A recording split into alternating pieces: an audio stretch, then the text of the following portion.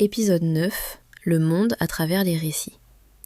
Travail, rôle et présence à l'âge de l'IA.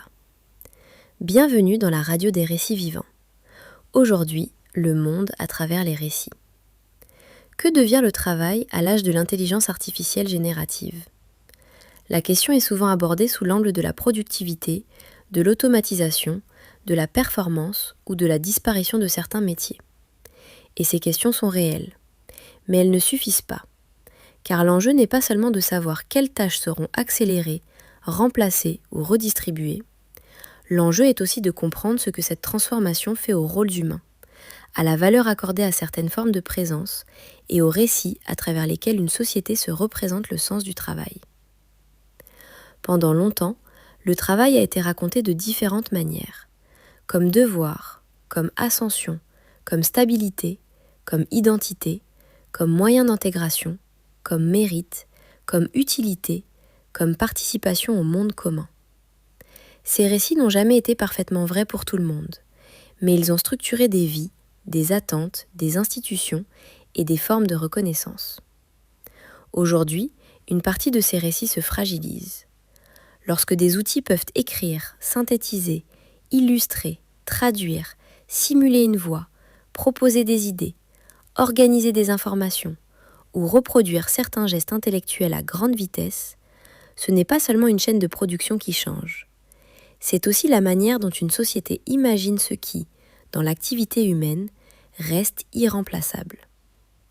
Et cette question est vertigineuse, car si une partie croissante du travail visible, mesurable, reproductible ou standardisable peut être déléguée à des systèmes, alors que reste-t-il comme lieu proprement humain ? La réponse la plus pauvre serait de dire « il restera ce que la machine ne sait pas encore faire ». Mais cette réponse est trop courte. Elle construit l'humain par défaut, comme un reste provisoire, défini seulement par la limite actuelle de la technique. Il faut chercher ailleurs. Peut-être dans la qualité de discernement, dans la capacité à répondre à des situations singulières, dans le sens de la relation, dans l'attention à ce qui n'est pas immédiatement calculable, dans la responsabilité de ce qui est engagé par une décision, dans la présence à ce qui arrive réellement et non seulement à ce qui peut être optimisé.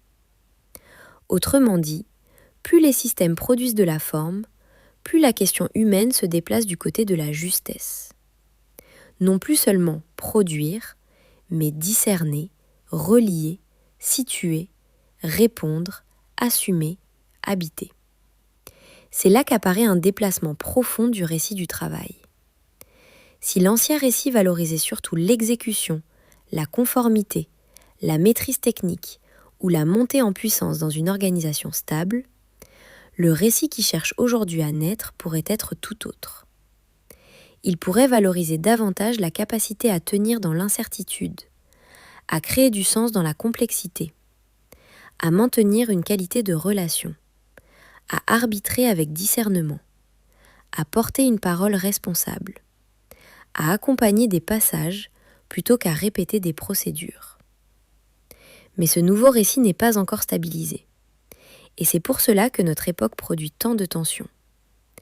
On demande encore à beaucoup d'êtres humains de se définir par leur fonction, alors même que la fonction se transforme.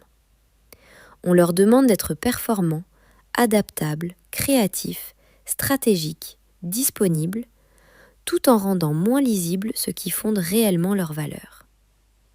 Il en résulte souvent un trouble identitaire discret. Non seulement quel est mon métier, mais aussi qu'est-ce que je suis censé incarner désormais dans un monde où tant de formes de production deviennent simulables, accélérables ou délégables. Cette question ne concerne pas seulement les professions intellectuelles ou créatives. Elle touche plus largement notre manière collective d'évaluer la présence humaine. Car plus une société s'habitue à la fluidité fonctionnelle des systèmes, plus elle risque de sous-estimer ce qui ne se mesure pas immédiatement. La patience, l'écoute réelle, la capacité de jugement, l'attention au contexte, la responsabilité morale d'une décision, la perception de ce qui est en train de se dégrader dans une relation, dans une institution ou dans une langue. La possibilité de dire non à ce qui fonctionne techniquement, mais déshabite humainement. Or, ce sont peut-être précisément là des dimensions décisives. Il ne s'agit pas de défendre un humanisme nostalgique, comme si le simple fait d'être humain garantissait automatiquement une profondeur supérieure. Il s'agit plutôt de reconnaître que certaines qualités de présence ne peuvent pas être réduites à la seule production d'un résultat plausible. Une société peut donc commettre une erreur grave si elle ne voit plus que l'efficacité apparente, la rapidité, la disponibilité permanente ou la bonne forme des réponses. Car un monde saturé de production fluide peut, paradoxalement, manquer de présence réelle. Et c'est là que la question des récits redevient centrale. Comment raconter le travail autrement ? Non plus comme simple place occupée dans une mécanique, ni comme performance à optimiser sans fin, ni comme identité figée à défendre coûte que coûte, mais comme espace de relation, de discernement, de création située, de responsabilité et de présence au réel. Cela ne veut pas dire que tout travail deviendrait soudain noble, inspiré ou harmonieux. Ce serait une illusion. Mais cela signifie qu'à mesure que certaines fonctions deviennent automatisables, la valeur humaine ne peut plus être pensée seulement à partir de la productivité. Elle doit être repensée à partir de la qualité de présence que l'on apporte à un monde commun devenu plus instable, plus rapide, plus saturé de formes et plus exposé au simulacre. Peut-être est-ce cela, au fond, l'un des grands enjeux de l'époque. Ne pas laisser l'humain devenir soit un vestige nostalgique, soit un simple relais passif de systèmes plus performants. Mais réinventer des rôles humains qui soient de véritables lieux de discernement, de responsabilité et de présence. Des rôles qui ne soient pas seulement des fonctions techniques, mais des manières d'habiter le monde sans s'y dissoudre. Cela suppose une autre culture, une culture moins fascinée par l'accélération seule, une culture plus attentive à la qualité des médiations, à l'épaisseur des situations, à la fragilité des liens et à ce qui, dans un travail, fait encore monde au lieu de produire seulement du flux.